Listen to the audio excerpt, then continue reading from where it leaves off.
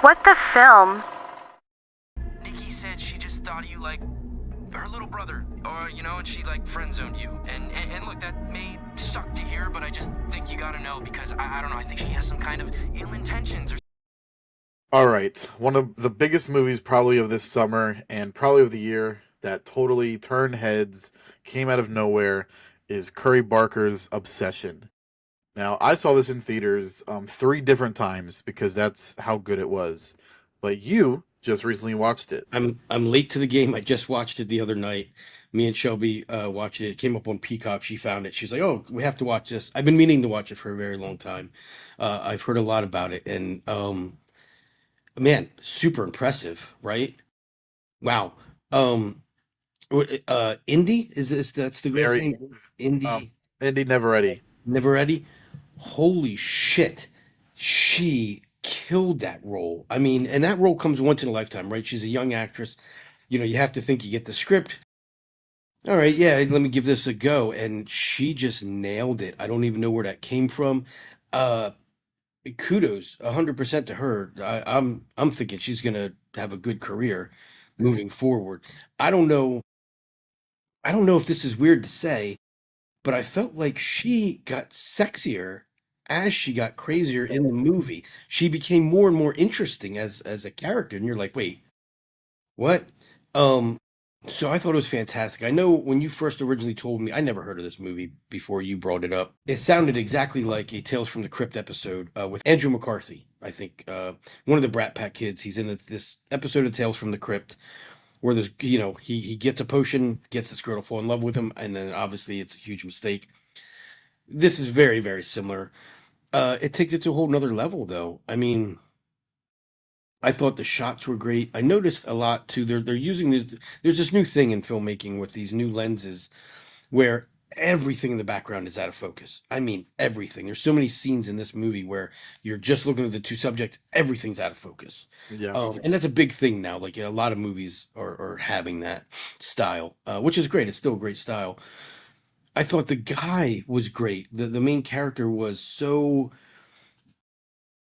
you could tell he just really needed to be in love with somebody and feel that love, so he was desperate. He had that desperate moment, um, which led to everything. I thought it was great. I know nothing of the filmmakers, the YouTube stars or whatever. Right.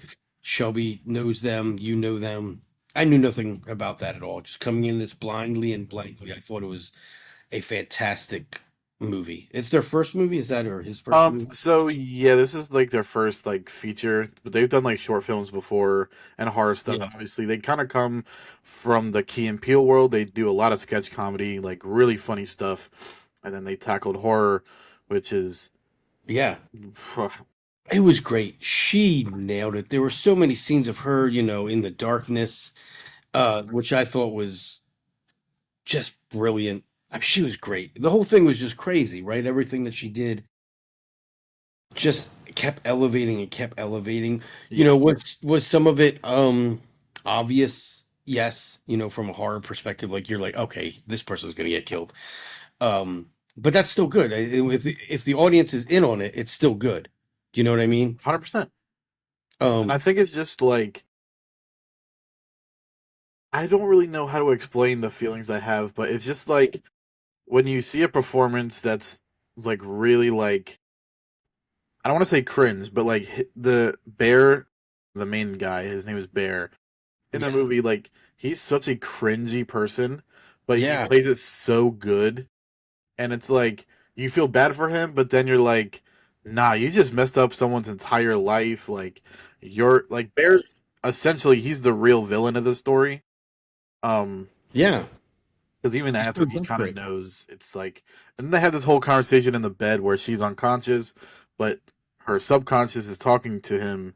It's like, I need you to kill me because this isn't Right. me. And Bear's like, what's so bad Well, about loving me? And she's like, I don't love you. Like, right. Yeah, it's yeah. like, Oh, oh man. yeah. It really. I love the whole.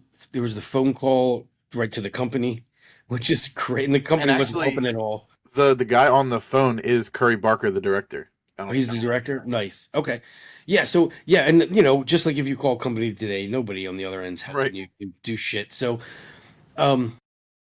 but that, oh, do you want to talk to her? Like, like they're capturing her soul in some way, I guess, or spirit. Um, and you know what another great thing about this is, which I love, and again, I go back to this well a lot. In horror and in these stories, you don't need an explanation, Yeah. right? You don't need to know what this company's all about, where to get this magic, what's the origin of this, whatever. You don't need any of that. Leave it unexplained. Yep. Doesn't need any explanation. Just get right to the story of these, the people. There were so many good scenes. The party scene with the kiss, Yes. kiss the person next to you was so good. You're like, ooh, what's good? What is she gonna do? She was great. I mean, absolutely award winning in some fashion. I don't know if So it's that's another thing I was going to talk to you about I because think I know last year, at least horror got a lot of love. I know Sinners and Weapons, they yeah. kind of Mhm. kind of went outside the box as usually what happens. So I don't know if Obsession is going to do that this year just because it's more of a horror comedy than the other ones kind of being more serious. Well, Weapons was kind of funny too, but I don't know. I'm kind of nervous that this will get snubbed from Oscars or at least maybe a couple Golden Globe wins. I don't know. Her role, she shouldn't be snubbed. Yeah, she should not. Yeah, I Hands agree. down. I mean, if you really look back at any kind of history of Academy Awards or any, I mean, Kathy Bates won for Misery, right? Because she was just crazy isn't the right word. You shouldn't ever call a woman crazy.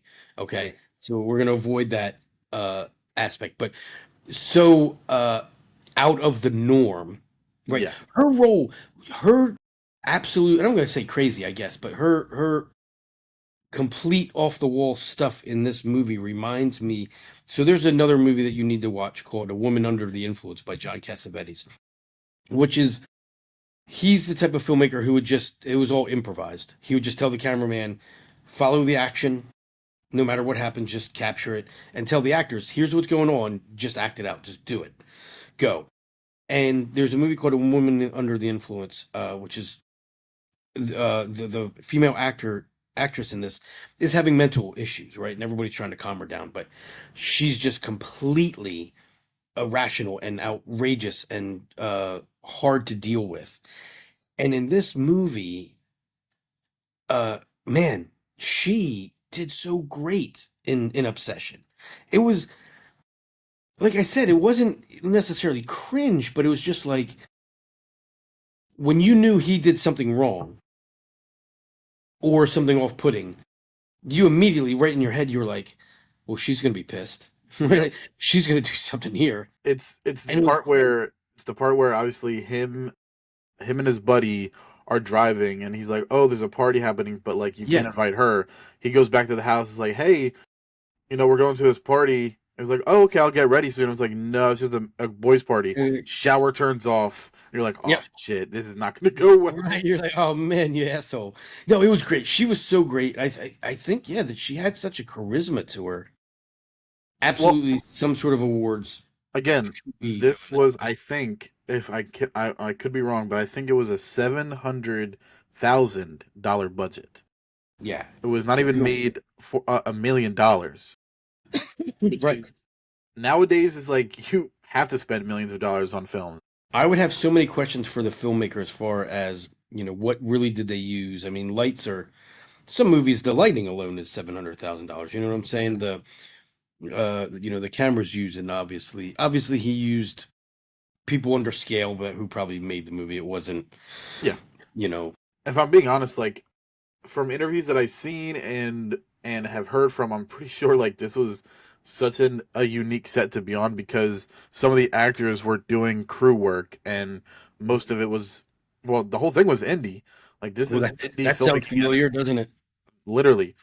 It was indie filmmaking at its peak. So, and it was Yeah. even cool to see Steven Spielberg talking about Obsession, and then seeing the guys that made Obsession were like, "Yo, Steven Spielberg just like talked about our movie. Like, what? This is Yeah. How crazy." crazy could that be?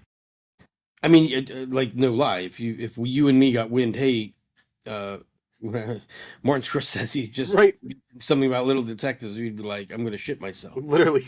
Literally, yeah, it wouldn't even be a problem. Yeah, I love that, and again, this is cyclical, I think. every so often there's just some super independent movies that really hit and really go far and really remind Hollywood. Sure, you can make these big budget movies and screw over other little films, but eventually you're going to have to go back to the streets. You're going to have to go back to just people trying to make some really good movies cheap, on the cheap. Honestly, the Blair Witch Project did it back in the day. Spike Lee did it back in the day. Taking these movies and saying, no, we're going to do this, no big budget. We're just going to make a really good film. Go back to the well, and they did it here perfectly. I thought it was a fantastic movie, brilliant. I love the girl. I thought she was, oh my god, super. Blew it out of the park. And I'm She excited totally blew it out. for their next film. It's called Anything But Ghosts. Follows two con men trying to talk to ghosts, but then they actually run into ghosts. Sounds like they have at least some good influence from other ideas that have been around or that have been done, which again you can't fault anybody for. Great, man. No, everybody needs to watch Obsession. That's a plus, at least on this side of the fence. Yeah, agreed. One of the best of the year for sure.